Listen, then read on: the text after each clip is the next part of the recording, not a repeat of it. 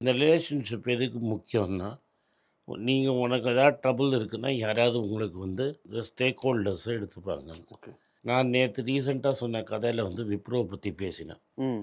விப்ரோல எப்படின்னா, அவன் பையன் வந்து to is responsibility to share holders, to customers and employees. ம். அவன் வேலையே பாதியில படிப்பே பாதியில விட்டு வந்தான். அது கரெக்டான மெத்தடு. முகேஷ் அம்பானியும் படிப்ப நிறுத்திட்டு இல்ல, வந்ததா இல்ல. தானே சார் வெக்கேஷன்லாம் சொல்லுவாங்க. ஃபுல்லா படிச்சாங்க. அப்படியா? முகேஷ் அம்பானி கதையெல்லாம் பேசாதீங்க. நீங்க ம். வந்து இப்போ நீங்களே போய் ரோட்ல சர்வே எடுத்தீங்கன்னா, ம். ரிலையன்ஸை நம்புறீங்களா? இல்ல டிவிஎஸை நம்புறீங்களா? ம். ரிலையன்ஸை நம்புறீங்களா? இல்ல டொயோட்டாவை நம்புறீங்களா? ம்.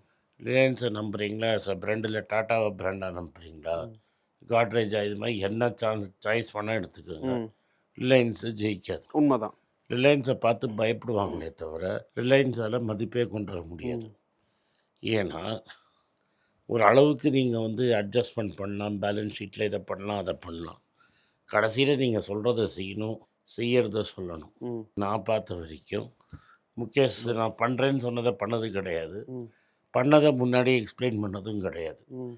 ஸோ, அது அப்படியே பார்த்தீங்கன்னா, ஒரு ஸ்லையான பெர்சன் பண்ற மாரி இருக்கும். இந்த மாரி பண்ணும்போது அது ரிலேஷன்ஷிப்ப பாதிக்கும்ல சார்? டெஃபினட்டா பொதுவாவே. பாதிக்கும். அதில ஒருத்தன் வந்து போண்டி ஆயிட்டான். ம்.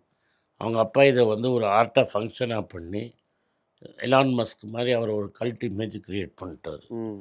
அந்த கல்ட் இமேஜ்னால அவருக்கு வந்து ஈக்விட்டி மார்க்கெட் இந்தியாவில பிக்கப் ஆச்சு. அவருக்கு ஒரு கல்ட் இமேஜ் கொண்டு வந்தாரு. ம்.